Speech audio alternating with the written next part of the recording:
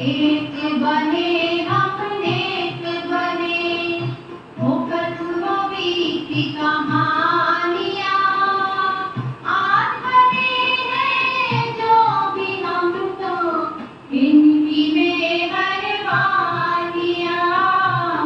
इनकी मेहरबानियाँ, इनकी मेहरबानियाँ।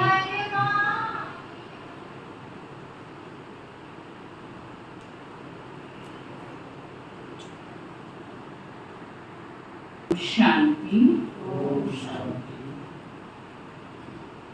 आज बाबा के अव्यक्त महावाक्य है, बचत का खाता जमा कर अखंड महादानी बन। आज नवयुग रचता अपने नवयुग अधिकारी बच्चों को देख रही है। आज पुराने युग में साधारण है और कल देखो बाबा हम बच्चों को हमेशा हमारा भविष्य स्वरूप बाबा बच्चों का देखता है, वर्तमान नहीं देखता। क्यों? क्योंकि भगवान तो जानी जाननहार है। उनको पता है कि यही बच्चे तो भविष्य के राज्य अधिकारी हैं। तो बाबा कहते हैं कि आप इस कलयुग में तो तुम्हारा ये साधारण रूप है, लेकिन कल नए युग में राज्य अधिकारी पूज्य है। आज और कल का खेल है। आज क्या और कल क्या। आज और कल क्यों कहते हैं कपिल भाई? आज और कल क्यों कहते हैं? दुनिया के हिसाब से लोग क्या कहते हैं? सतयुग को अभी लाखों करोड़ों वर्ष है, अभी कलयुग कितने करोड़ों और चलेगा, तो उसके हिसाब से 5000 क्या हुआ? क्या हुआ? आज और कल वाली बात हो गई ना। लोगों की मान्यता अनुसार अभी कलयुग भी करोड़ों है, सतयुग को बीते भी लाखों करोड़ों वर्ष हो गए हैं। तो बाबा कहते हैं ये तो फिर जैसे आज और कल की कहानी। तो बाबा कहते हैं आज और कल का खेल है। आज क्या और कल क्या। जो अनन्य ज्ञानी तो आत्मा बच्चे हैं, उन्हों के सामने आने वाला कल भी इतना ही स्पष्ट है जितना आज स्पष्ट है। आप सभी तो नया वर्ष मनाने आए हो, लेकिन बाप दादा नया युग देख रहे हैं। नए वर्ष में तो हर एक ने अपना अपना नया प्लान बनाया ही होगा। आज पुराने की समाप्ति है। समाप्ति में सारे वर्ष की रिजल्ट देखी जाती है। तो आज बाप दादा ने भी हर एक बच्चे का वर्ष का रिजल्ट देखा। बाप दादा को तो देखने में समय नहीं लगता है, कितना वंडरफुल टीचर है, 1 सेकंड में सब बच्चों का रिजल्ट निकाल सकता है। तो बाबा को तो समय नहीं लगता है। तो आज विशेष सभी बच्चों के जमा का खाता देखा ना। बाबा नए वर्ष पे आए हैं, दिसंबर का महीना है, अगला दिन शुरू होने वाला है नया साल। तो बाबा कहते हैं मैंने सब बच्चों का रिजल्ट चेक किया।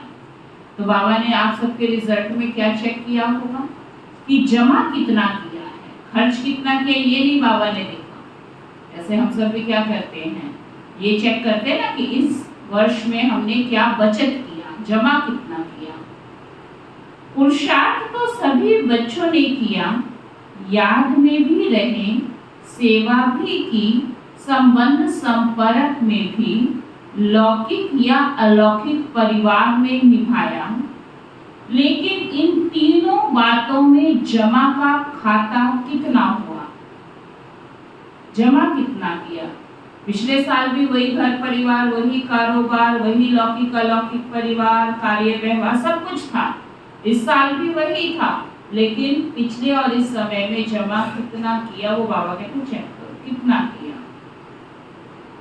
आज वतन में बाप दादा ने जगत अम्बा को इमर्स किया।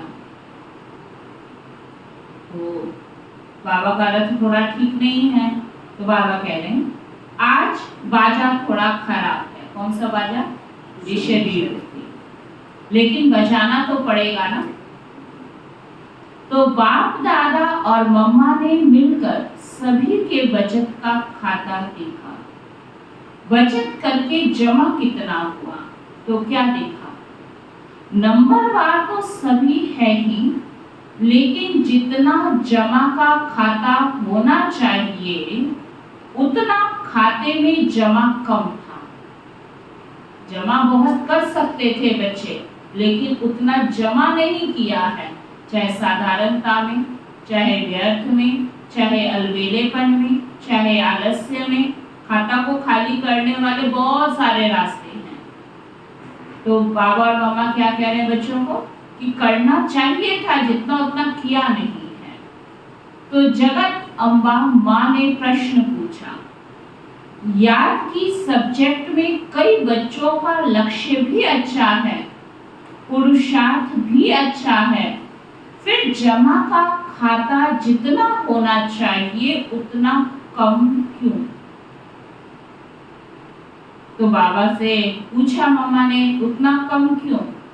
बातें रुरिहान चलते चलते यही रिजल्ट निकली कि योग का अभ्यास तो कर ही रहे हैं, लेकिन योग के सब्जेक्ट में जो स्टेज की जो परसेंटेज है साधारण होने के कारण जमा का खाता भी साधारण रहा। क्या समझ में आया?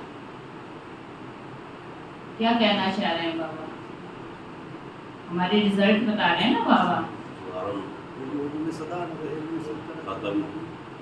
जीवन भी साधारण ही आ पा रहा, जमा भी आपका साधारण हुआ, कुछ विशेषता नहीं की। योग किया, ज्ञान किया, क्योंकि मम्मा ने क्या बाबा को कहा कि बच्चे पुरुषार्थ भी कर रहे हैं, योग भी कर रहे हैं, फिर रिजल्ट साधारण क्यों आ गया इनका?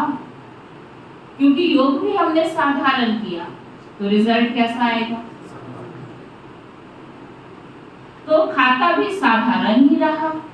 योग का लक्ष्य अच्छी तरह से है, लेकिन योग की रिजल्ट है, लक्ष्य तो सभी बहुत अच्छा रखते हैं। जब भी कोई भी सेवा की ट्रेनिंग हो, पुरुषार्थ हो, कोई अनाउंसमेंट होती है, हर एक ब्राह्मण भाई बहन लक्ष्य अच्छा रखते हैं। हम पूरा 21 दिन, महीना, 2 घंटे, 4 घंटे, जो भी बाबा के घर से मिलता है आपको डायरेक्शन, उसके अनुसार लक्ष्य में बच्चों की कमी नहीं होती है, लेकिन फिर भी रिजल्ट में अंतर आ गया। क्यों अंतर आया? क्योंकि योग युक्त, युक्ति युक्त बोल और चलन, इन तीनों को हमने साधारणता में ले जाते हैं। पहला क्या बताया? योग युक्त, दूसरा युक्ति युक्त बोल और तीसरा चलन। उसमें कमी होने के कारण योग लगाने के समय योग में अच्छे हैं, लेकिन योगी अर्थात योगी जीवन में प्रभाव, इसलिए जमा का खाता कोई कोई समय का जमा होता है, लेकिन सारा समय जमा नहीं होता। बाबा क्या कहना चाह रहे हैं? क्या कहना चाह रहे हैं?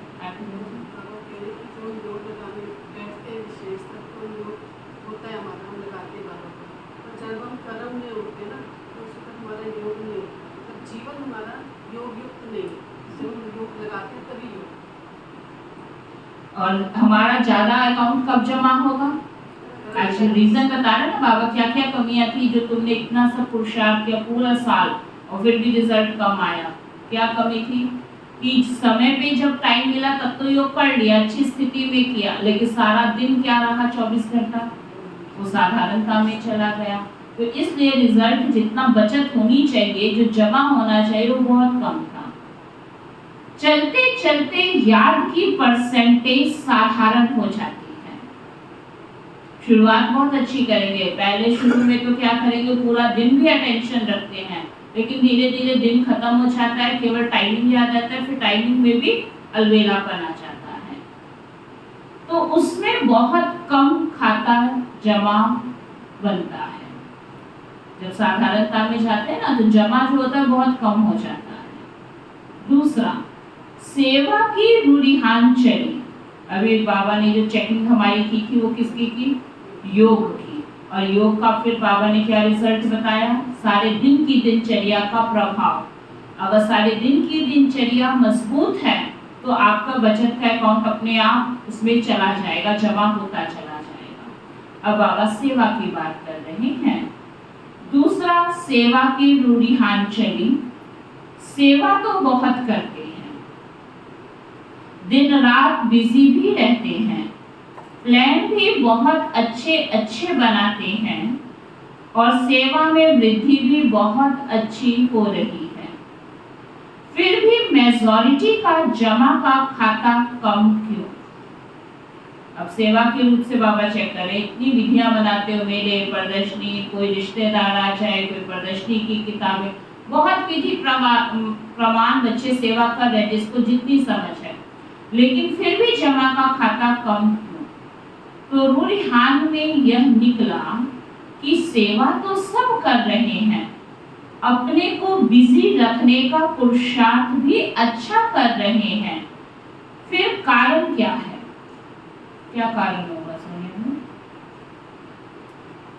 कारण बताओ।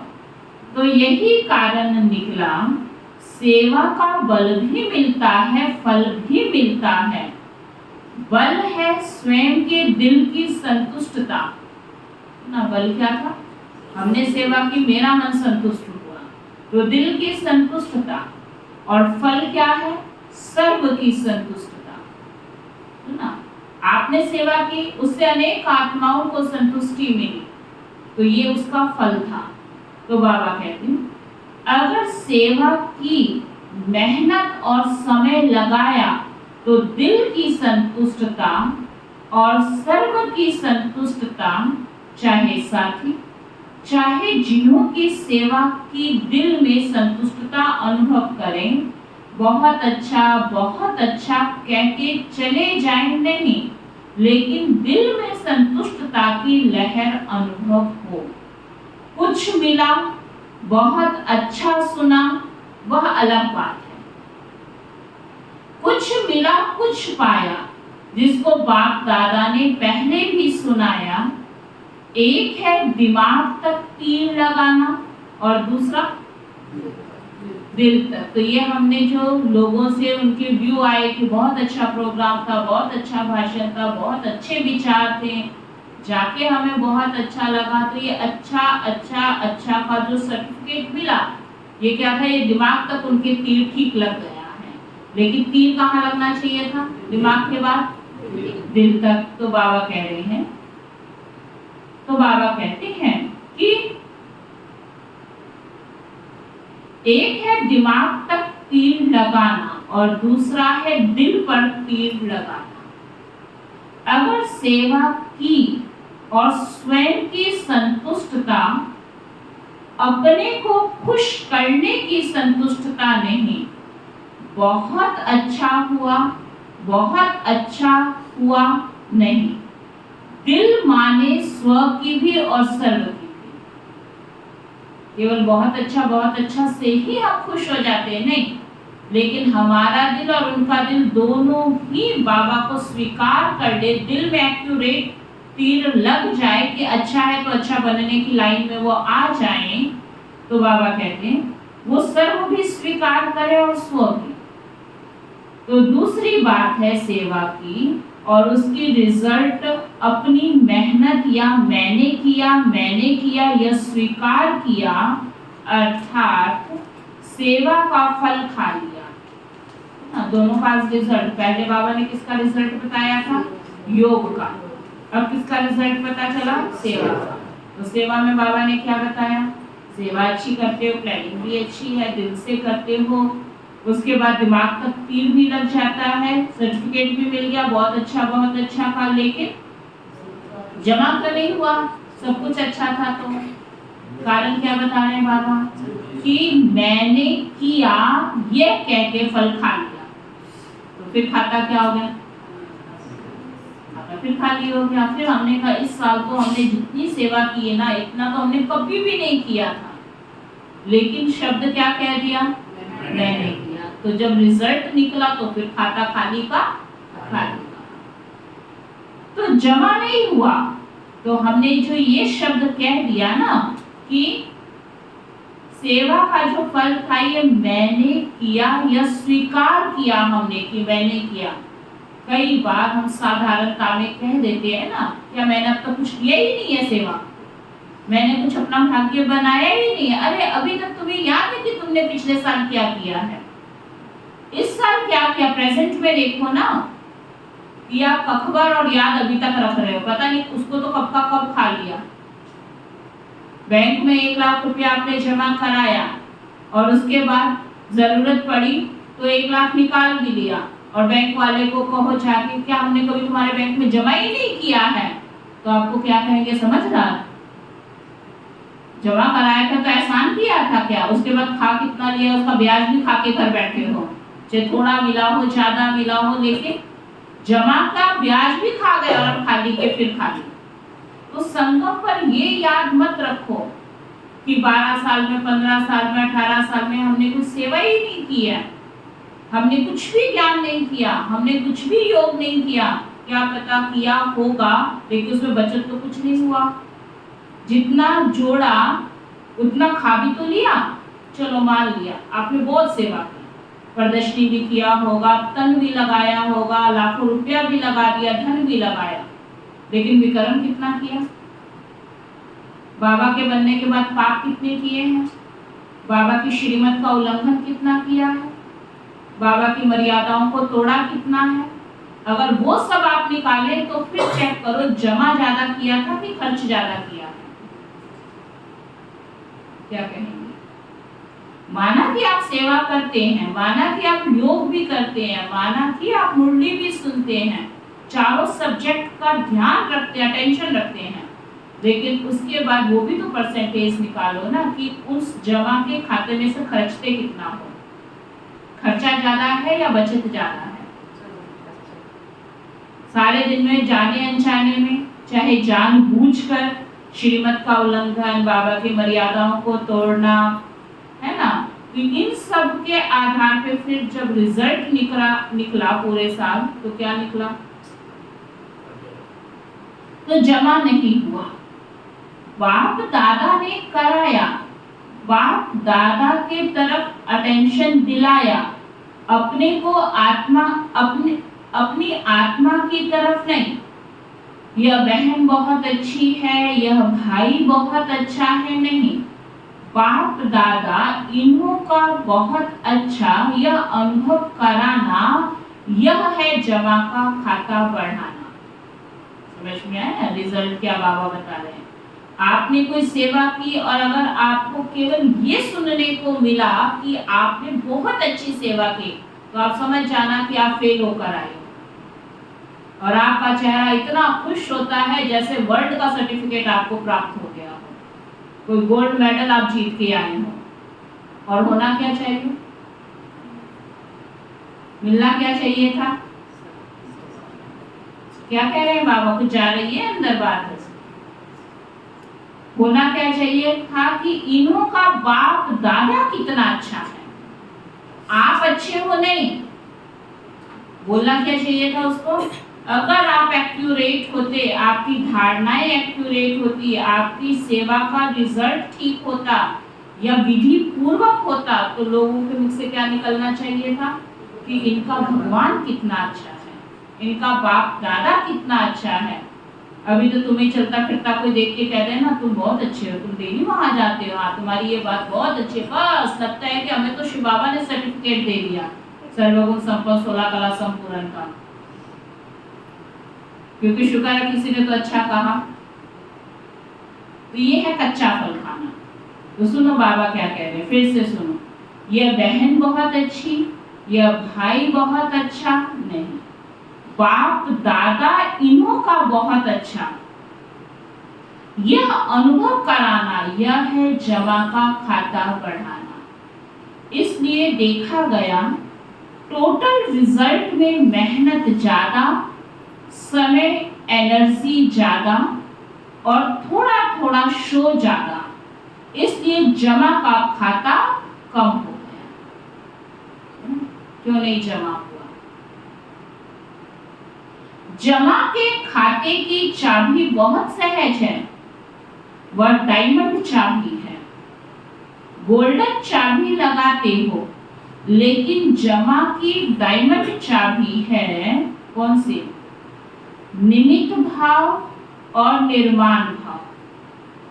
जब निमित्त समझेंगे ना, लोगों को ये पता चल जाए कि आप करण करावनहार नहीं हो। कौन है करण करावनहार? तो आप कौन हो गए?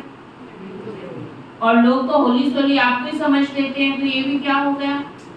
यहाँ तो छोटी खुशी मिल गई, झूठी खुशी प्राप्त हो जाएगी, मान शान भी मिल गया, बहुत खुशी मिली, लेकिन ये याद रख लेना कि जब रिजल्ट निकलेगा तो फिर 0/0 होगा, कुछ भी जमा नहीं हुआ, बैंक बैलेंस खाली रहा। तो इसलिए बाबा पक्का कर रहे हैं, चाबी कौन सी एक्यूरेट रखना? डायमंड की, निमित्त भाव और निर्माण भाव। अगर हर एक आत्मा के प्रति, चाहे साथी चाहे सेवा, जिस आत्मा की करते हो, दोनों में सेवा के समय, आगे पीछे नहीं, सेवा करने के समय निमित्त भाव, निर्माण भाव, निस्वार्थ शुभ भावना और स्नेह, शुभ स्नेह इमर्ज हो, तो जमा का खाता बढ़ता जाएगा। समझ में आया? क्या समझ आया डिम्पल फ्रेंड?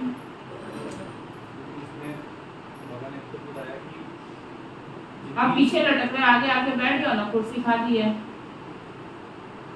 हाँ, इतनी सेवाएं, जितना योग हुआ और सेवा हुई, अगर हमारी उसमें खुद की संतुष्टता भी होनी चाहिए, हमारे दिल तक बात जाए, दूसरे के दिल तक बात जाए, और इन सब का निचोड़ लास्ट में बाबा ने बताया कि निमित्त भाव हो, निर्माण भाव हो, निस्वार्थ हो, तो हम इन सब चीज़ों जो पीछे बताई हैं उनमें आगे बढ़ सकते हैं। तो आपका जमा होगा, नहीं तो जितना कमाओगे उतना खाते भी जाओगे, और कई बार ज्यादा खर्च होता है तो उधारा भी चढ़ जाता है। जैसे मान लीजिए आपका इनकम है 500 रुपया और आप खर्चते 600 हो, तो क्या होगा? इधर उधर से मांग के कमा भी रहे हो, लेकिन इतना खर्च ज्यादा, इतना खर्च ज्यादा है जो और ही उस पर उधार चढ़ता जा रहा है। ऐसे ही हम ब्राह्मण आत्मा भी अगर खर्च ज्यादा करते हैं, जमा कुछ नहीं है, तो और ही उधारा चढ़ता चला जाता है। इसलिए बाबा कहते हैं जमा को चेक करो। तो दो बातें आज बाबा ने अभी तक क्लियर कर दी, एक योग का और एक सेवा का, जिससे आपका खाता ठीक एक्यूरेट जमा हो। बाप दादा ने जगत अम्बा माँ को दिखाया कि इस विधि से सेवा करने वाले का खाता, जमा का खाता कैसे बढ़ता जाता है। क्योंकि मम्मा ने बाबा से सवाल किया था ना कि सब कुछ ठीक है, पुरुषार्थ कर रहे हैं, योग कर रहे हैं, तो भी मेरे बच्चों का रिजल्ट कम क्यों आया। तो बाबा ने मम्मा को रिजल्ट बताया कि अगर इस विधि से बच्चे करेंगे ना तो रिजल्ट अच्छा आ जाएगा।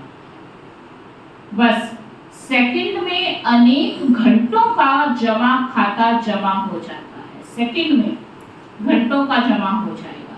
लेकिन विधि जो बाबा ने बताई वो विधि, सेवा थोड़ी की, लेकिन उस सेवा में मैंपन, माना मेरे को मेरा नाम मान शानो नहीं, उनको बाबा दिखाई दे गया, तो आप समझिए आप सफल हो। जब पूरे साल में एक ही सेवा की थी, छोटी सी सेवा की, लेकिन उसमें किसको, उनको क्या दिखाई दिया? आप बहुत अच्छे हो, नहीं बहुत अच्छा शिव बाबा है, ये दिखाई दे गया ना, तो आपका पूरे साल का अच्छा जमा का खाता रहा।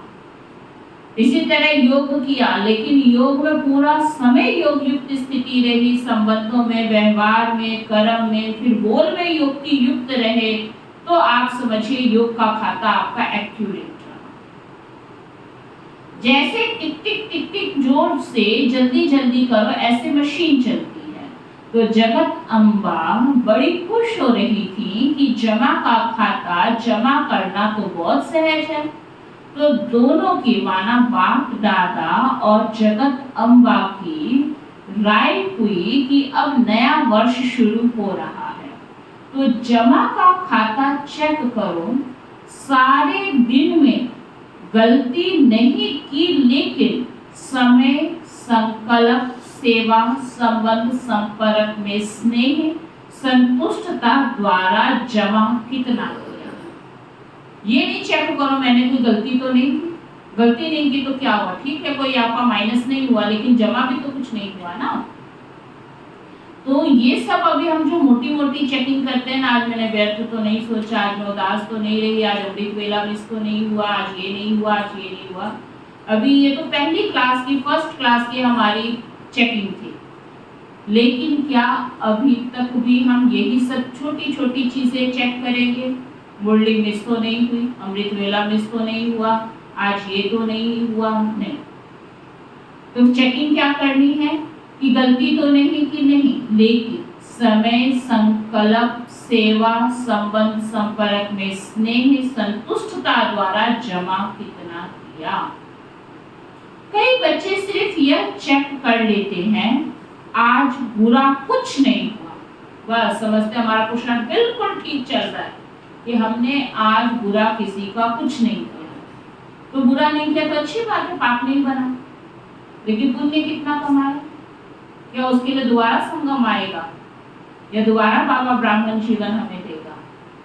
तो बाबा कह रहे हैं बुरा कुछ नहीं किया, बस ये चेक किया, कोई को दुख नहीं दिया, लेकिन अब यह चेक करो कि सारे दिन में श्रेष्ठ संकल्पों का खाता कितना जमा किया। जमा क्या करना है? श्रेष्ठ संकल्प, क्योंकि संकल्प ठीक तो बाकी सब भी ठीक होते चले जाएंगे। श्रेष्ठ संकल्प द्वारा सेवा का खाता कितना जमा हुआ, कितनी आत्माओं को किसी भी कार्य से सुख कितनों को दिया, कि कार्य कोई भी हो लेकिन मैंने उस कार्य से आत्माओं को सुख कितना दिया। एक है ड्यूटी, मेरा फर्ज था मैंने कर दिया, लेकिन सुख देना अलग चीज है, और एक है कि ड्यूटी अनुसार कर्म करना, दोनों में अंतर है। तो आपने सुख कितना पहुंचाया, योग लगाया, लेकिन योग की परसेंटेज किस प्रकार की रही? आज के दिन दुआओं का खाता कितना जमा किया? इस नए वर्ष में क्या करना है? बहुत सारी बातें बाबा ने समझा दी, अब बाबा पूछ रहे हैं नए वर्ष में क्या करना है? कुछ भी करते हो, चाहे मनसा, चाहे वाचा, चाहे कर्मणा, लेकिन समय प्रमाण मन में यही धुन लगी रहे, मुझे अखंड महादानी बनना ही है। ना क्या धुन हो? अखंड महादानी। अखंड महादानी माना कभी कभी दान वाला नहीं, हमेशा निरंतर दान। देखो स्थूल चीजों का तो बाबा नहीं कह रहे ना दान करो, लेकिन सूक्ष्म में भी आप दान करके महादानियों की लिस्ट में आ सकते हो। स्थूल में तो हो सकता है कर्मों के अनुसार किसी के पास थोड़ा हो या ज्यादा हो, लेकिन गुणों और शक्तियों का भंडारा जो बाबा ने दे रखा है, खजाने जो दे रखे हैं, इस खजाने को दान करके सब अखंड महादानी बन सकते हो। मनसा से शक्तियों का दान, वाचा से ज्ञान का दान, और अपने कर्म से गुण दान। ना मनसा से वो कैसे करेंगे आपकी बहन जी?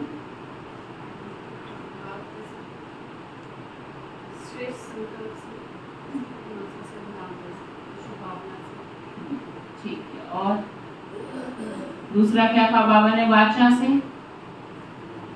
वाचा से ज्ञान का दान। अब इसके लिए जरूरी नहीं है कि बहुत पढ़ा लिखा होगा, बहुत कोर्स किया होगा, उसके लिए बाबा कह रहे ज्ञान माना जो मुझे समझ है, जो समझ आया वो दूसरों को सुनाना ही तो ज्ञान का दान करना है। और तीसरा अपने कर्म से गुणों का दान। आजकल दुनिया में, चाहे ब्राह्मण परिवार की दुनिया, चाहे अज्ञानियों की दुनिया में, सुनने के बजाय क्या चाहते हैं? आपका देखना चाहते हैं।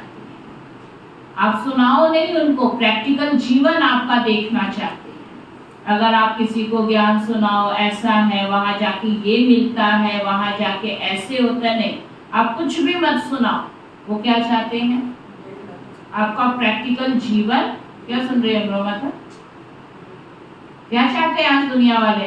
आपको क्या मिला आप बोलो मत, आपकी जीवन से हमें दिखाई देना चाहिए। आप जाके को वहां जीवन परिवर्तन हो जाता है। तो वो कहेंगे हो जाता है, वो तुम्हारा होगा तो हमें आप ही पता चल जाएगा। आप जाके को वहाँ बहुत शांति मिलती है, अगर आप शांत रहने लग जाओगे तो कहने की क्या दरकार है। जो भी है वो आपका प्रैक्टिकल देखना चाहते हैं, चाहे वो लौकिक वाले हैं, ज्ञानी हैं या अज्ञानी हैं, देख कर करना चाहते हैं। आप लोगों को सहज क्यों हुआ?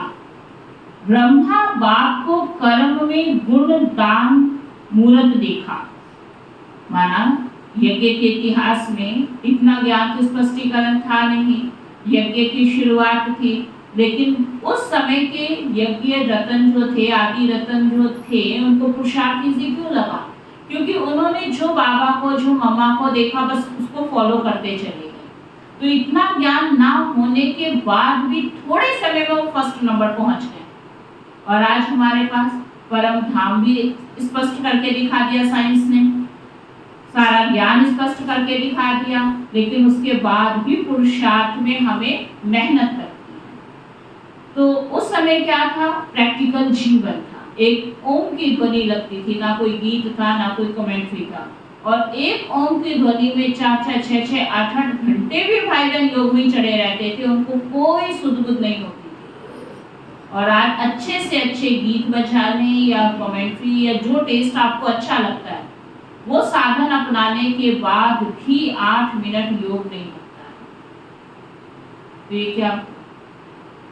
तो वो बाबा कह रहे हैं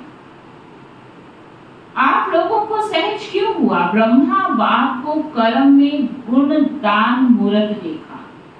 ज्ञान दान तो करते ही हो, लेकिन इस वर्ष का विशेष ध्यान रखो, हर आत्मा को गुण दान अर्थात अपने जीवन के गुण द्वारा सहयोग देना है। ब्राह्मणों को दान तो नहीं करेंगे ना, सहयोग दो। यहाँ तो शब्द दान नहीं आएगा, क्या कहेंगे? आपस में हम एक दूसरे को दान नहीं दे रहे, क्या कहेंगे? सहयोग। कुछ भी हो जाए, कोई कितने भी अवगुणधारी हो, लेकिन मुझे अपने जीवन द्वारा, कर्म द्वारा, संपर्क द्वारा गुण दान अर्थात सहयोगी बनना है।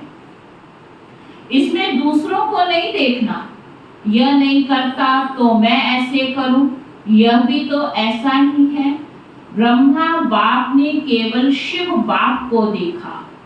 आप बच्चों को अगर देखना हो तो किसको देखो? ब्रह्मा बाप को देखो। आपको नहीं कह रहे शिव बाप को देखो, आप तो ब्रह्मा को देख लो, यही बहुत है, शिव तो बाद में दिखाई देगा। लेकिन ब्रह्मा बाप के आगे तो कोई एग्जाम्पल नहीं था, लेकिन फिर भी उसने शिव बाबा को देख के अपने को फर्स्ट नंबर तक पहुंचा दिया। आप शिव बाबा को नहीं देख सकते, प्रैक्टिकली दुनिया में रहते हो तो ब्रह्मा बाप को देखो, इसमें दूसरे को ना देखो।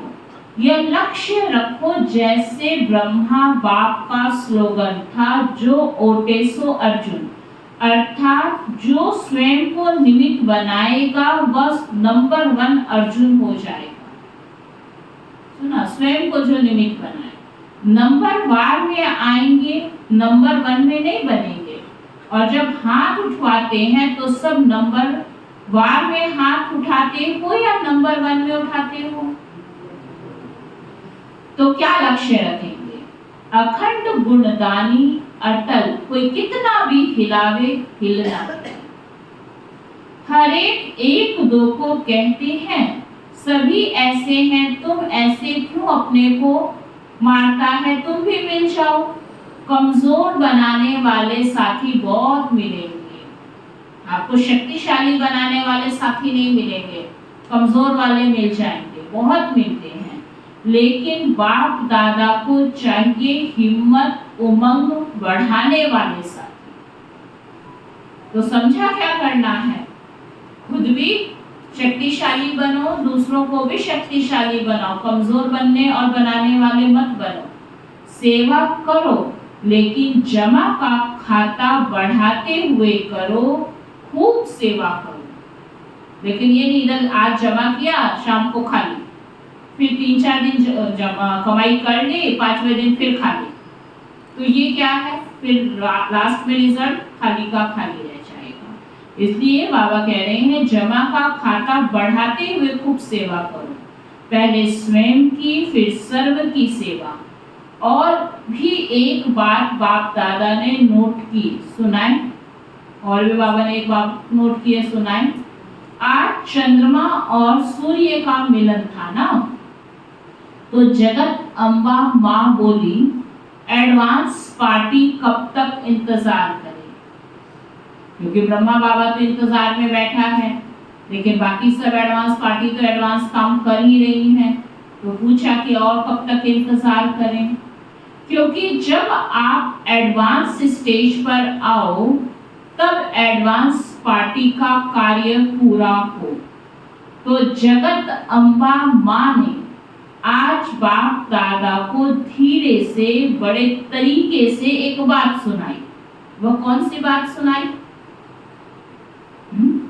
बाप दादा तो जानते हैं, फिर भी आज रूरिहान थी ना, तो बाबा पूछ रहे कौन सी बात हुई होगी। तो क्या कहा कि मैं भी चक्कर लगाती हूँ, मधुबन में भी लगाती हूँ, तो सेंटरों पर भी लगाती हूँ। तो हंसते हंसते जिन्होंने जगत अम्बा को देखा है उन्हों को मालूम है कि हंसते हंसते इशारे में बोलती थी, सीधा नहीं बोलती है। तो बोली कि आजकल एक विशेषता दिखाई देती है। कौन सी विशेषता? तो कहा कि आजकल अलबेलापन बहुत प्रकार का आ गया है। कोई के अंदर किस प्रकार का अलबेलापन है, कोई के अंदर किस प्रकार का अलबेलापन है। हो जाएगा, कर लेंगे, और भी तो कर रहे हैं, हम भी कर लेंगे, यह तो होता ही है, चलता ही है। यह भाषा कौन सी भाषा है? तो ये सब भाषाएं मम्मा रोज चक्कर लगाते सभी ब्राह्मणों के पास, तो चेक किया, तो यह भाषा अलबेलेपन की संकल्प में तो है ही, लेकिन बोल में भी है। ये नहीं कि कम से कम बोल तो ठीक रखो, हो ही जाएगा, कर लेंगे, समय आएगा, सब तैयार थोड़े हुए हैं, हम भी हो ही जाएंगे। तो ये सब अलबेलेपन की भाषा है। तो बाप दादा ने कहा कि इसके लिए नए वर्ष में आप कोई युक्ति बच्चों को सुनाओ। तो आप सबको पता है जगत अम्बा माँ का एक साधारण एक धारणा का स्लोगन रहा, याद है? किसको याद है?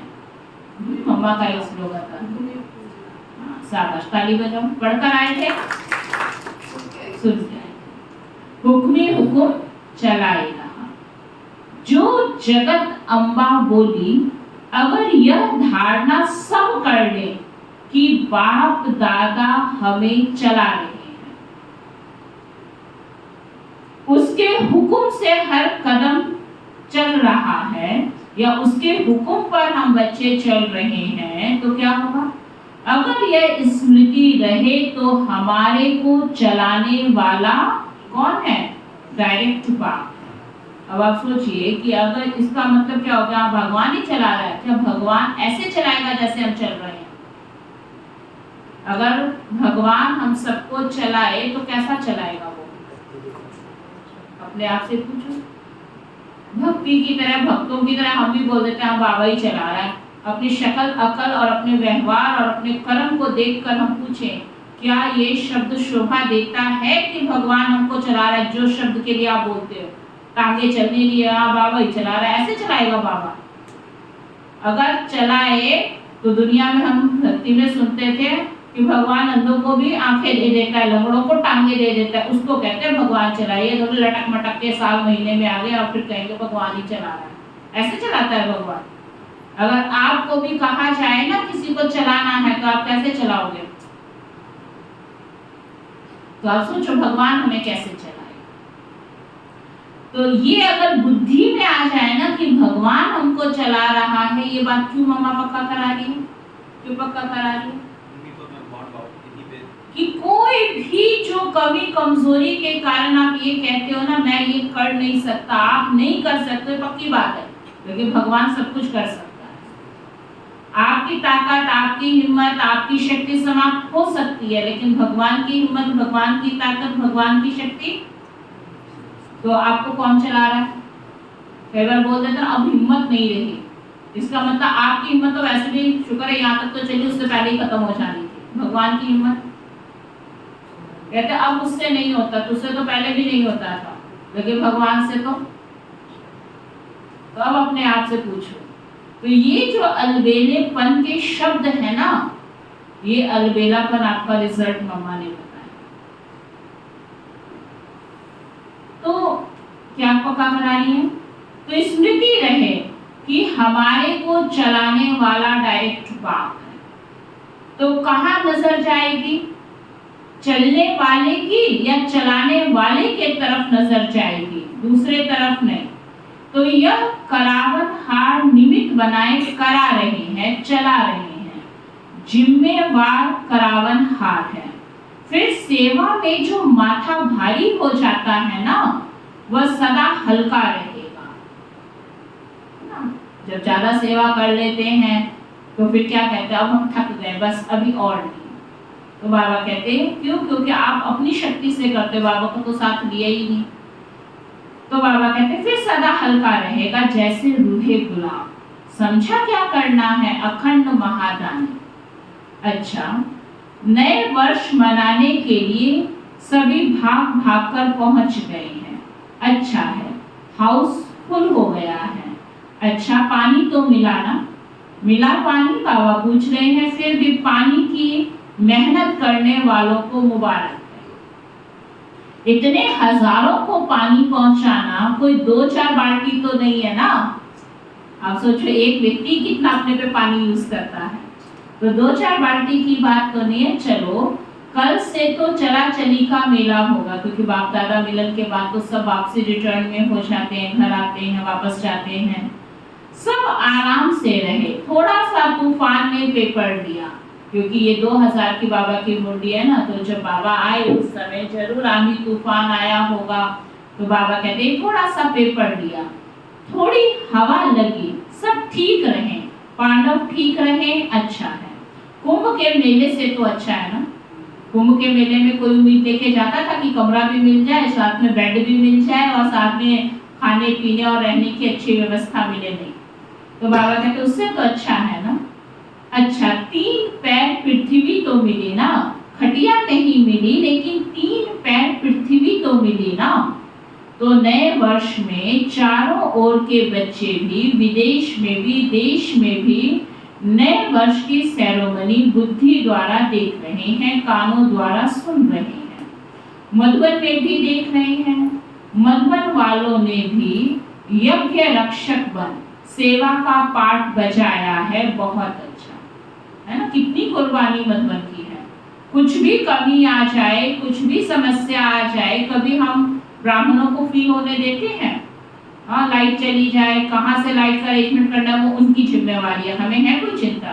पानी का स्टॉक है, नहीं है, खत्म हो गया है, कहाँ से लाना है, कोई हमें चिंता है? बाढ़ आ जाए, भूचाल आ जाए, कुछ भी आ जाए, हमें कोई चिंता होती है? हमें तो ये पता है एक्यूरेट मिलना चाहिए, टाइम से मिलना चाहिए, 7 दिन मौज में। सारी चिंता किसकी है ना? वो जाने उनका काम, जाने कहाँ से आएगा, क्या आएगा, कैसे खाना बनेगा, बनेगा कि नहीं बनेगा, कोई हमें चिंता करने की जरूरत नहीं, सब वो अपने आप हैंडल करते हैं। तो ये भी तो एक सेवा से दुआएं कमा रहे हैं ना, तो बहुत अच्छा। बाप दादा विदेश व देश वालों के साथ मधुबन वासियों को भी जो सेवा के निमित्त है, उन्हों को भी मुबारक दे रहे हैं। अच्छा, बाकी तो कार्ड बहुत आए हैं, आप सभी देख रहे हो ना, बहुत कार्ड आए हैं। कार्ड तो कोई बड़ी बात नहीं है, लेकिन इसमें छिपा हुआ दिल का स्नेह है। तो बाप दादा कार्ड की शोभा नहीं देखते, लेकिन कितनी कीमती दिल का स्नेह भरा हुआ है, तो सभी ने अपने अपने दिल का स्नेह भेजा है। तो ऐसे स्नेही आत्माओं को विशेष एक एक का नाम तो नहीं लेंगे ना, लेकिन बाप दादा कार्ड के बदले ऐसे बच्चों को स्नेह भरा रिगार्ड दे रही है ना। तुमने तो कार्ड भेजा, बाबा ने क्या भेजा? आप सबको भगवान रिगार्ड दे, और किसका रिगार्ड आपको चाहिए? याद पत्र, टेलीफोन, कंप्यूटर, ईमेल, जो भी साधन है, उन सभी साधनों से पहले कौन सा साधन है बाबा के पास? संकल्प द्वारा ही बाप दादा के पास पहुंच जाता है, फिर आपके कंप्यूटर या ईमेल में आता है। प्रैक्टिकली भी बच्चे भेजते हैं, लेकिन उससे पहले जब आप संकल्प करते हो तभी बाबा के पास आपका स्नेह प्यार सब पहुंच जाता है। बच्चों का स्नेह बाप दादा के पास हर समय पहुंचता ही है, लेकिन आज विशेष नए वर्ष के कईयों ने प्लान भी लिखे, प्रतिज्ञाएं भी की हैं, बीती को बीती कर आगे बढ़ने की हिम्मत भी रखी है। सभी को बाप दादा कह रहे हैं, बहुत बहुत शाबाश बच्चे, शाबाश। सुना? शाबाशी। चलो ट्रैफिक कंट्रोल करते हैं।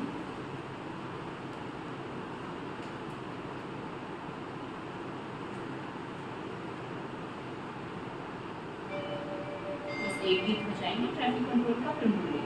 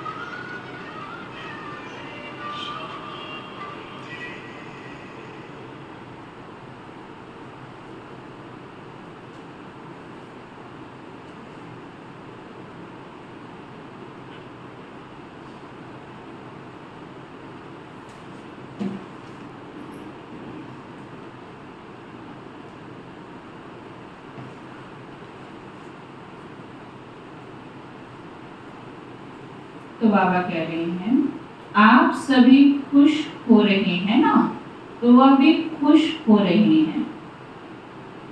अभी बाप दादा की यही दिल की आश है कि दाता का बच्चा हर एक दाता बन जाए। मांगो नहीं, यह मिलना चाहिए, यह होना चाहिए, यह करना चाहिए। दाता बनो, एक दो को आगे बढ़ाने में फ्राप्ति बनो। ये नहीं कि कोई आगे बढ़ रहा है तो उनको कहते उनको सत्य नहीं तो बात पहुंच जाएगी, तो टोंट मार दें, कमेंट कर दें या बाहर जाके आजकल तो बड़ा आगे आगे हो रहा है, क्या बात है, तो माना आपको खुशी नहीं हुई। हो जाता है ना कहीं ब्राह्मण इस तरह की उल्टी सीधी बातें भी करते हैं, आजकल तो तुझे बड़ा पूछा जा रहा है, तुझे पूछा जा रहा है तो आपको दुख हो रहा है, उसको क्यों पूछा जा रहा है। अरे वो अभी आगे बढ़ रहा है तो आपको अंदर कितनी शुभ दुआएं उसको देना चाहिए।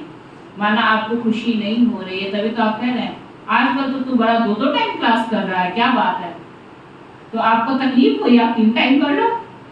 तो ये सब क्या है, हम बोल तो डायरेक्ट सकते ही नहीं है, लेकिन इस तरह आजकल तो तू बड़ी सेवा करता है, आजकल तुझे बहुत पूछा जाता है, आजकल तो बस तू ही है, ये सब क्या है।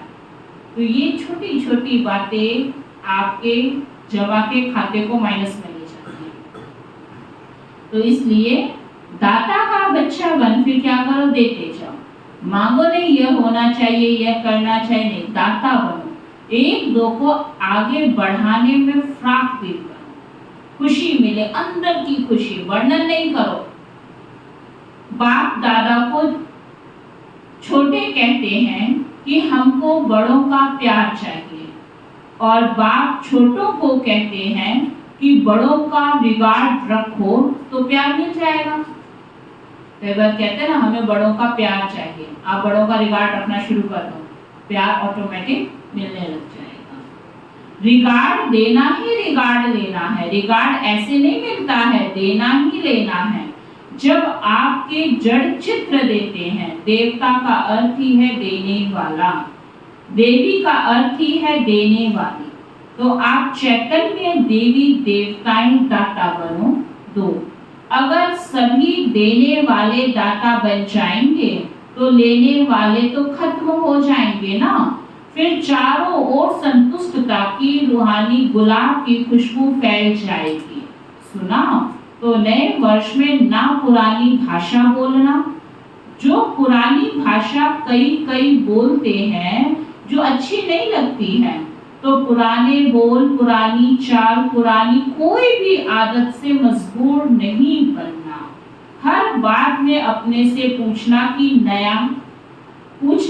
नया है, क्या नया किया।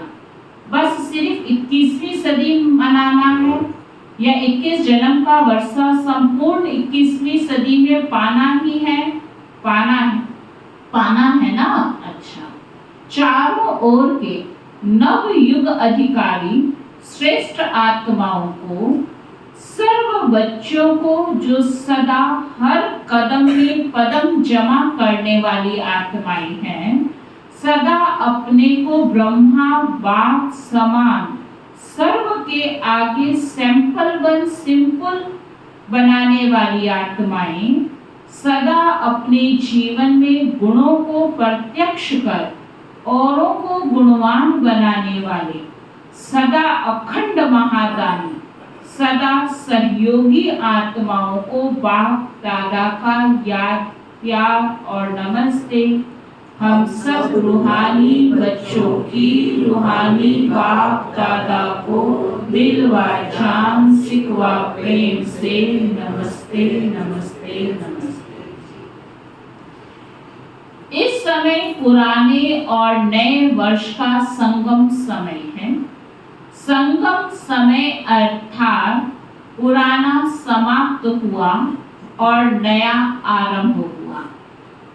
जैसे बेहद के संगम युग में आप सभी ब्राह्मण आत्माएं विश्व परिवर्तन करने के निमित्त हो, ऐसे आज के इस पुराने और नए वर्ष के संगम पर भी स्व परिवर्तन का संकल्प दृढ़ किया है और करना ही है। जो बताया हर सेकंड अटल अखंड महादानी बनना। दाता के बच्चे मास्टर दाता बनना है। नए वर्ष को विदाई के साथ साथ पुरानी दुनिया के लगाव और पुराने संस्कार को विदाई दे। नए श्रेष्ठ संस्कार का आवाहन करना है। सभी को अरब खरब बार मुबारक हो, मुबारक हो, मुबारक। कितनी बार बाबा ने दिया? दे सकता है इतनी मुबारकें कोई? अरब खरब बार भगवान मुबारक दे। ऐसा भाग्य पूरे 84 जन्म में प्राप्त होने वाला नहीं है, चाहे देवताओं की गोद के बच्चे बन जाना। सुना? वरदान है, प्राप्ति स्वरूप बन, क्यों क्या के प्रश्नों से पार रहने वाले, सदा प्रसन्न चित्त भव। देखो, खुशी का आधार बाबा बता रहे हैं। जो क्यों क्या में जाना नहीं चाहता उसकी खुशी भी गायब नहीं होगी। क्यों क्या में जाएंगे, क्वेश्चन मार्क माना खुशी समाप्त, फुल स्टॉप माना खुशियां ही खुशियां। जो प्राप्ति स्वरूप संपन्न आत्माएं हैं, उन्हें कभी भी किसी भी बात में प्रश्न नहीं होगा। प्राप्ति स्वरूप बन, क्यों क्या के प्रश्नों से पार रहने वाले, सदा प्रसन्न चित्त भव। जो प्राप्ति स्वरूप संपन्न आत्माएं हैं, उन्हें कभी भी किसी बात में प्रश्न नहीं होगा। उसके चेहरे और चलन में प्रसन्नता की पर्सनैलिटी दिखाई देगी। इसको ही संतुष्टता कहते हैं। प्रसन्नता अगर कम होती है तो उसका कारण है प्राप्ति कम, और प्राप्ति कम का कारण है कोई ना कोई इच्छा। बहुत सूक्ष्म इच्छाएं अप्राप्ति की तरफ खींच लेती हैं। इसलिए अलग काल की इच्छाओं को छोड़ प्राप्ति स्वरूप बनो तो सदा प्रसन्नचित्त रहेंगे। स्लोगन है, परमात्म प्यार में लवलीन रहो तो माया की आकर्षण समाप्त हो जाएगी। इसमें बस उसमें लीन रहो तो क्या होगा? दुनिया ने कहा आत्मा परमात्मा में लीन हो जाती है, वे कहां से उनकी बात सत्य सिद्ध होगी? जब आप सदा बाबा के प्यार में समाये रहेंगे तो दुनिया की ये भक्तों की बात सत्य हो जाएगी ना कि आत्मा परमात्मा में लीन हो गए। तो परमात्मा में तो नहीं हो सकते, लेकिन उसके प्यार में अगर सदा आप लीन रहेंगे तो माया की जो आकर्षण है वो क्या होगी? समाप्त हो जाएगी। ओम शांति। अभी हम आज का अव्यक्त इशारा सुनेंगे। आज का अव्यक्त इशारा है, अपकारी पर भी उपकार करना। यही ज्ञानी तो आत्मा का कर्तव्य है। जैसे बाप ने ग्लानि को भी कल्याणकारी दृष्टि से देखा, अब उपकारी पर उपकार तो दुनिया वाले करते हैं, भगत आत्माएं भी करती हैं, लेकिन ज्ञानी तो आत्मा का अर्थ है सर्व के प्रति कल्याण की भावना, अकल्याण संकल्प मात्र भी नहीं हो। अपकारियों पर भी उपकार करें तब कहेंगे विश्व कल्याणकारी। माना अपकारी पर भी उपकार करो, ये नहीं कि उपकारी है उस पर तो सारे उपकार कर देंगे, लेकिन बाबा क्या कह रहे हैं?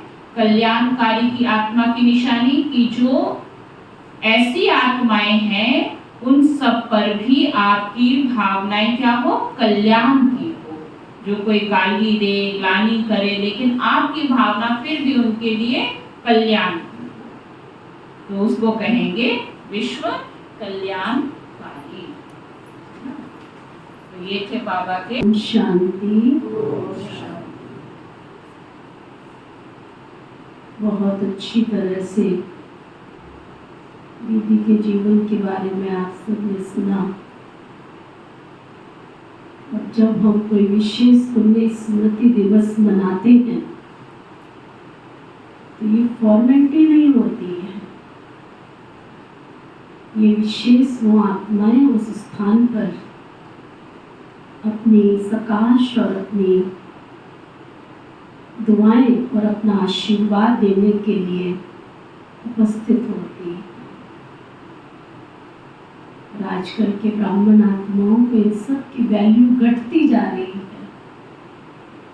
और यही वजह है कि वो अपने जीवन में मुश्किलों का सामना करने में खुश है, मुश्किलों से निकलने में नहीं। जबकि कोई भी मुश्किल, कोई भी समस्या, कोई भी परिस्थिति को अगर हमें पार करना है तो उसके लिए क्या चाहिए? क्या चाहिए? आशीर्वाद चाहिए, दुआएं चाहिए, सकाश चाहिए।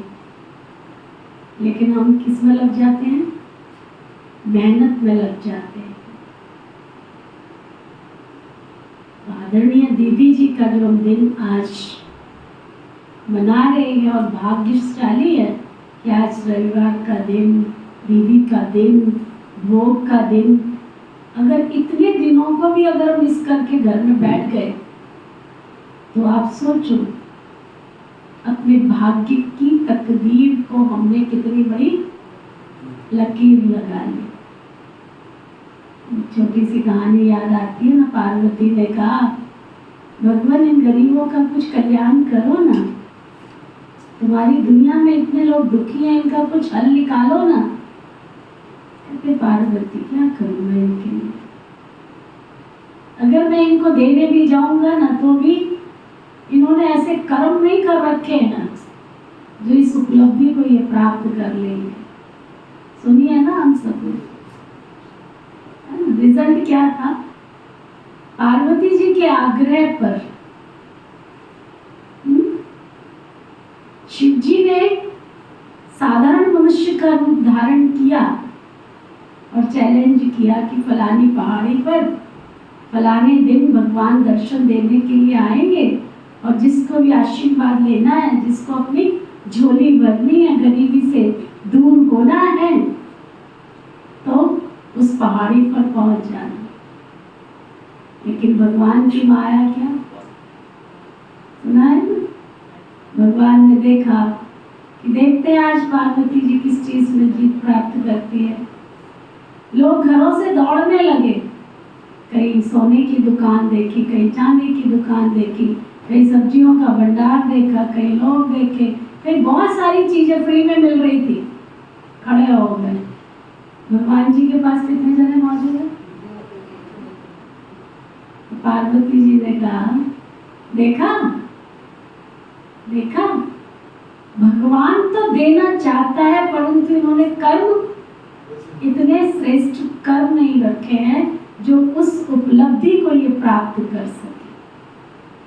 हमारी आदरणीय दीदी जी ने हमें अपने जीवन में श्रेष्ठ कर्म करने की विधि सिखाई। मैं बहुत सौभाग्यशाली हूँ कि दीदी की पालना मुझे बचपन से लेकर लास्ट समय तक मिलती रही। मुझे वो दिन अब थोड़ा थोड़ा इस स्मृति में आता है जब मैं बहुत छोटी थी, 5 साल की होंगी। मेरी छोटी वाली बहन 6 महीने की थी, भाई 3 साल का होगा, क्योंकि हम बहन भाइयों में 3-3 साल का अंतर था। तो उस समय पहली बार दीदी की गोद में जाने का अवसर मिला। दीदी बहुत प्यार की मूर्त थी, बच्चों को बिल्कुल एक माँ की तरह प्यार करती थी।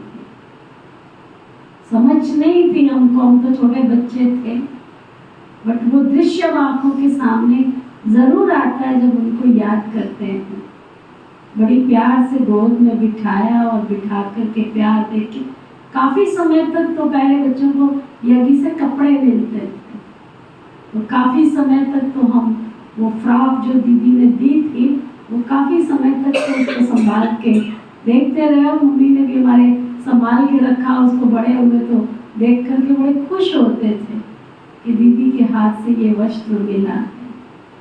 फिर तो धीरे धीरे आयु भी बढ़ती गई, और हर साल बाबा के घर में प्लस पॉइंट ये था कि हमारा ननिहाल अहमदाबाद में होता था, तो इसलिए हर साल नानी के घर जाना है तो नानी के घर कौन जाएगा? बीच में माउंट आबू आता था तो इसलिए वहीं उतर जाते थे और घर वालों को ये होता था कि ये तो ननिहाल गए।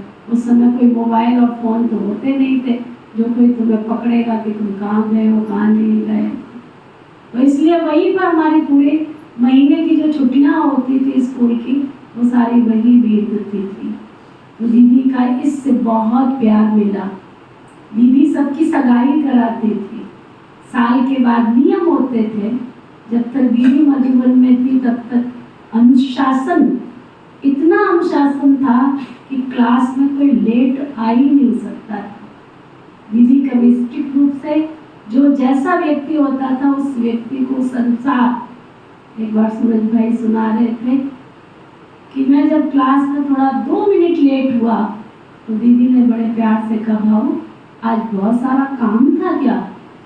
कहते मैं समझ गया और वो दिन है कि आज का दिन मैंने क्लास में कभी लेट नहीं किया। दीदी बिल्कुल एक्यूरेट, सुबह अमृत वेला भी सामने बैठ करके कराती थी और मुरली क्लास में भी डायरी पेन लेकर टाइम से पहुंच जाती थी एज ए स्टूडेंट। किसी को भी दीदी के बाद क्लास में पहुंचना माना वो ये समझता था कि आज मैंने बहुत बड़ी ईश्वरीय मर्यादा का उल्लंघन किया है। तो दीदी अपने लाइफ में एक्यूरेट थी, एक्यूरेसी थी, बहुत ही एक्यूरेसी रखती थी यज्ञ की। मुझे याद है दीदी मुझे बहुत प्यार करती थी क्योंकि मैं स्कूल सेवा में भी नंबर 1 लेने का प्रयास करती थी। भंडारे में आप सबको पता है पांडव भवन में मेरा दीदी अभी गई थी तो पूछ रही थी कौन से भंडारे में सेवा करते थे। तो वो आज भी वो भंडारा है जहाँ पर बड़े तवे पर बड़ी रोटियां सेकी जाती थी, बड़े उससे पलटे से, है ना। तो सारी सेवा की ड्यूटी, क्योंकि हम मधुबन जाते थे तो सेवा में ही तो रहना, ये थोड़ी कि वहाँ 1 महीने रहे तो खाएंगे पिएंगे ऐश करेंगे, ऐसा नहीं होता था। पूरी बाकायदा लिस्ट बनती थी कि इतने बजे से इतने बजे तक इसकी ये सेवा है, इतने बजे तक इतने बजे तक ये सेवा है, और उस सेवा में पूरी अटेंडेंस लगती थी कि कौन मिस हुआ है और कौन सेवा कर रहा है। तो मैं हमेशा भंडारे की सेवा लेती थी और उस सेवा में बहुत प्यार से दीदी की विशेषता थी, क्लास में जाने से पहले भंडारे का चक्कर लगा करके जाती थी। भंडारे की सेवा का मतलब ये नहीं होता था कि तुम मुरली मिस कर दो और भंडारे में सेवा करते रहो। मुरली शुरू होने से पहले भंडारे की सेवा समाप्त हो जाती थी और क्लास में सबको हाजिर होना होता था। तो दीदी चक्कर लगा के जाती थी, तो बहुत किश करके जाती थी, प्यार करके जाती थी, सिर पे हाथ फेर के जाती थी, क्योंकि मैं सबसे छोटी होती थी वहाँ पर उस समय। तो दीदी को बहुत अच्छा लगता था ये छोटी सी बालकी जो है, देखो कितनी बड़ी वो पलटा लेके सेवा कर रही है। तो दीदी के साथ बहुत जीवन में बहुत सारी खुशियाँ मिली, बहुत सारा आशीर्वाद मिला और दीदी ही बाबा की सेवा में समर्पण करने के निमित्त बनी। मधुबन में ट्रेनिंग होनी थी तो दीदी ने बुलाया, सेवा कर रहे थे कि तुम सेवा तो करती रहती हो लेकिन अभी कन्याओं की ट्रेनिंग हो रही है। तो वो ट्रेनिंग थी जो म्यूजियम है ना माउंट आबू में, उस म्यूजियम में दीदी ने कन्याओं की ट्रेनिंग का प्रोग्राम बनाया। तो बहुत सारी कन्याएं आई हुई थी सेवा में, बोला ये रोटी चपाती और ये सब सेवा तो करती रहती हो लेकिन इस बार ट्रेनिंग करो। तो कौन कौन ट्रेनिंग करेंगी? तो 80 कुमारियाँ थी, हम 80 कुमारियाँ थी। तो म्यूजियम उस समय इतना बड़ा नहीं बना हुआ था, लेकिन फिर भी दीदी का लक्ष्य था कि ये सब कुमारियों की ट्रेनिंग अच्छी हो। बहुत अच्छी तरह से 15 दिन की ट्रेनिंग थी। तो उस ट्रेनिंग में दीदी ने सिलेक्ट किया कि तुमको भी सेवा नहीं, तुमको भी ट्रेनिंग करनी है। तो बहुत खुशी से वहाँ गए। तो उस ट्रेनिंग में क्या था कि दीदी ने नियम बनाया था, कोई भी व्यक्ति, कोई भी मौन की भाषा, मौन तो होते नहीं थे, कुछ ऐसा होता नहीं था, तो 15 दिन किसी न किसी से बातचीत नहीं करनी है। मॉर्निंग क्लास में आते थे वहाँ बिल्कुल लाइन से, ये नहीं है कि मॉर्निंग क्लास में ही करनी है, म्यूजियम से पैदल ओम शांति भवन में क्लास होती थी, वहीं से आकर के क्लास में आना है और कोई भी बोलते हुए नजर नहीं आना चाहिए। दीदी का हर बात में ध्यान रहता था। म्यूजियम से आते थे, दीदी के पास आते थे, दादी और दीदी दोनों उपस्थित होते थे, गुड मॉर्निंग करते थे और गुड मॉर्निंग करके दीदी सबको मोतिये के फूल होते हैं ना, दीदी को मोतिये के फूलों से बहुत प्यार था। मोतिये वो चमेली के जो फूल होते हैं खुशबू वाले, है ना, वो फूल दीदी के पास होते थे। वो प्यार से यहाँ बेंच पर दीदी सबके लगाया करती थी, बहुत प्यार करती थी। और उसके बाद दीदी ने संकल्प, मतलब दीदी का ये जो अनिजा बहन ने बताया कि ऐसे अचानक की ब्रेन का हुआ तो फिर हॉस्पिटल जाना हुआ। उससे पहले जब ट्रेनिंग हुई तो उसके बाद हमको नशा चढ़ गया कि हमको तो बाबा की सेवा में जाना है, बाबा की बेहद की सेवा करनी है।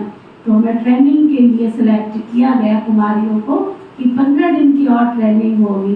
तो मेरा नंबर भावनगर में आया, भावनगर 15 दिन ट्रेनिंग के लिए भेजा।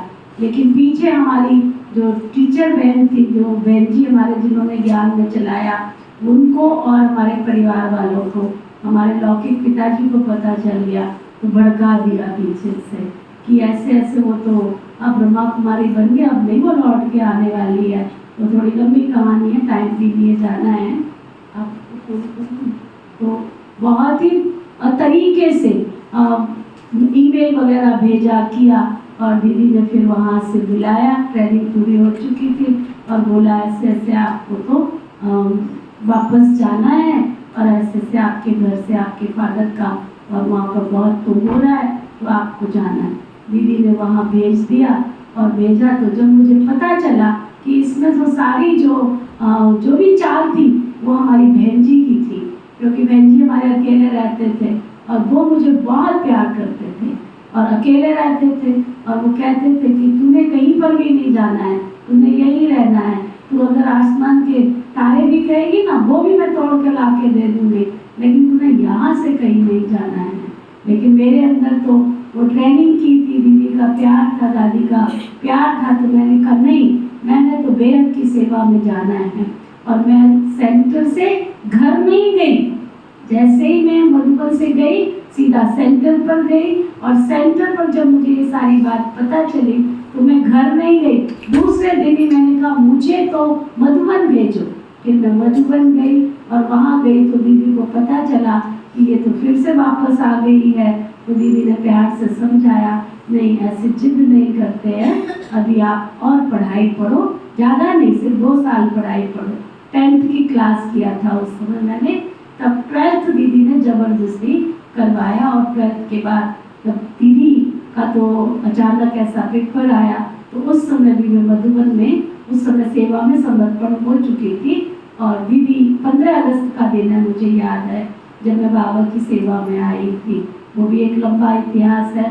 तो दीदी ने बहुत प्यार से मुझे बाबा की सेवा में भेजा और भेजने के बाद जब वो दृश्य हमने देखा, दीदी को लेकर जा रहे थे तो दीदी का एक स्लोगन था कि कौन सा, अब घर जाना है।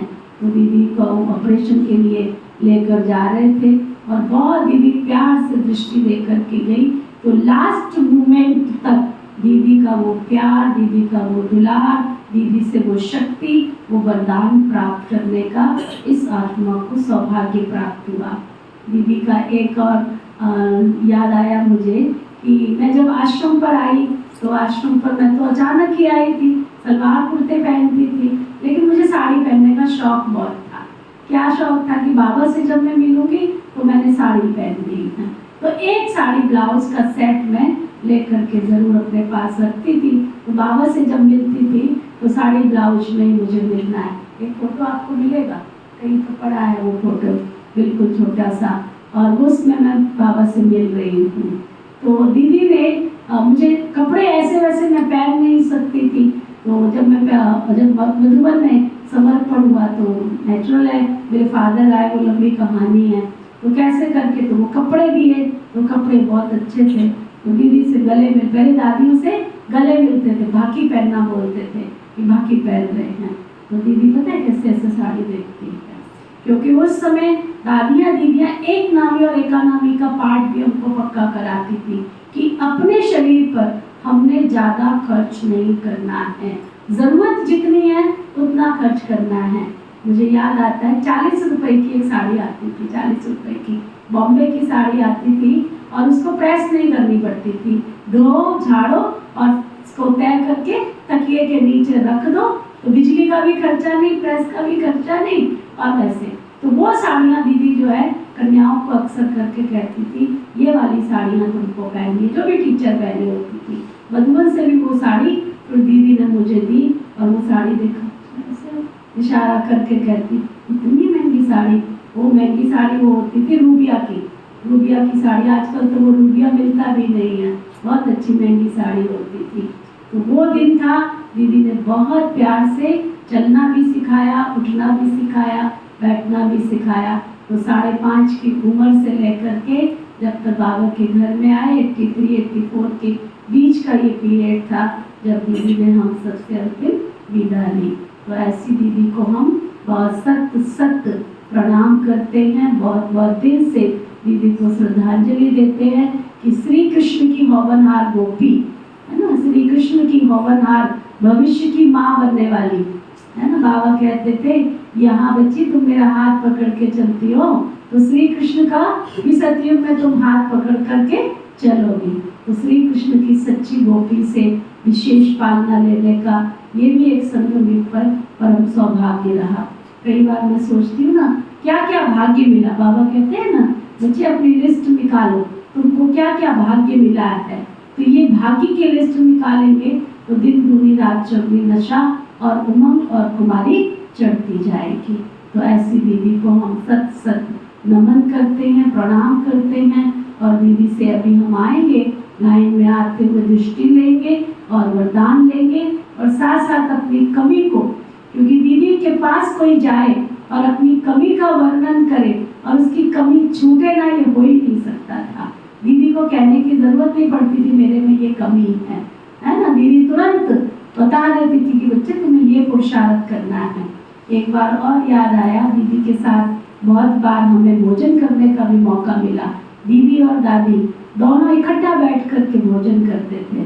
तो मुझे भी बहुत सौभाग्य मिला क्योंकि मुझे दीदी को दादी को बना के कुछ ना कुछ खिलाने का शौक बहुत शौक था। तो जो भंडारे में जाकर मुझे बनाना नहीं आता था इतना, लेकिन मुझे शौक बहुत था कि मैं ये बना के खिलाऊं, ये बना के खिलाऊं। तो जब मैं बनाती थी तो दीदी प्यार से बुला करके फिर अपने हाथ से गिट्टी भी खिलाती थी। फिर जब हम आश्रम पर आए, जैसे जैसे रूप बढ़ता गया तो दीदी क्या करती थी, कुमारियों को बुलाती थी। 5 स्टेट की कुमारियों को बुलाया, 4 स्टेट की कुमारी, 6 का डाइनिंग होता था ना, तो 6 कुमारियों को बुलाया, उनको बुला करके साथ में खाना खिलाती थी। ब्रह्मा भोजन साथ में खाएंगी सारी, ऐसे प्यार की पालना। फिर दीदी दादी को कहती थी दादी देखा इसमें कौन सी स्टेट की है, तो पता चल जाता था ये स्टेट की है ना। किसी को जो पंजाब की होगी उसको छोले भटूरे ज़्यादा अच्छे लगते हैं, यूपी वालों को खाना खाने के बाद मीठा जरूर खाना है, गुजरातियों को खाना खाने के बाद दाल चावल खाने हैं। तो देखो दादी ये गुजरात की, देखो ये बात है ना, दाल चावल खा रही है। तो ऐसे करके बड़ी दीदी का जो यज्ञ के आधार स्तंभ बनी, इस यज्ञ की बेहद सेवाओं के निमित्त बनी। और आज हम जिस महान आबू तीर्थ पर बैठे हैं उस स्थान को सिलेक्ट करके, तपस्वी भूमि को सिलेक्ट करने के दीदी निमित्त बनी। और उस स्थान को केवल सिलेक्ट नहीं, आज तक जो भी आत्माएं जा रही हैं उन सब का शेयर दीदी के अकाउंट में जा रहा है। तो ये कोई छोटी मोटी हस्ती नहीं है, ये विश्व की होने वाली विश्व महारानी। एक सीट तो बाबा कहते हैं श्री राधे श्री कृष्णा की फिक्स हो गई है, लेकिन जहाँ तक देखा जाए तो दूसरी सीट भी फिक्स है दादी और दीदी की। तो बहुत बहुत दीदी का और बहुत बहुत दादी का प्यार पाया। ऐसी अनमोल दीदियों को तो हम केवल याद करें ना शिव बाबा की तरह, तो भी उनके वरदान और उनके आशीर्वाद सदा हमको मिलते रहते हैं और दुआएं हमारे अकाउंट में आती रहती है। अभी हम ऐसी दीदी को प्यार से भोग स्वीकार कराएंगे। चलो सब बाबा के पास, दीदी के पास। अच्छा बता, अच्छा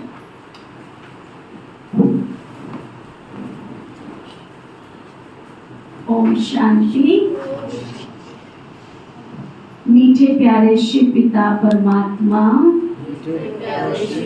परमात्मा, आपने आज हमको दिव्य गुणों से भरपूर किया, दिव्य खजानों से भरपूर किया। आपका बहुत बहुत शुक्रिया शुक्रिया शुक्रिया। आपका बहुत बहुत शुक्रिया शुक्रिया शुक्रिया। यज्ञ के आधार स्तंभ, यज्ञ को ऊंचाइयों पर ले जाने वाली मीठी प्यारी दीदी मनमोहिनी जी का, पिता श्री ब्रह्मा बाबा, मीठी मातेश्वरी मम्मा, समस्त ब्राह्मण परिवार के ब्रह्मा वत्स ब्रह्मा कुमार कुमारियों का, प्रकृति के पांचों तत्व, धरती आकाश जल वायु अग्नि, संपूर्ण ब्रह्मांड में बसने वाले सभी जीव जंतु पशु पक्षी, नर नारी मानव मात्र प्राणियों का बहुत बहुत शुक्रिया शुक्रिया शुक्रिया। बहुत बहुत शुक्रिया शुक्रिया शुक्रिया। सभी सुखी हों, सभी निरोगी हों, सभी सुखदायी हों, मंगलकारी हों, धर्म की जय हो, अधर्म का नाश हो, प्राणियों में सद्भाव हो, विश्व का कल्याण हो, ऐसी मंगल कामना करती हूँ। ओम शांति।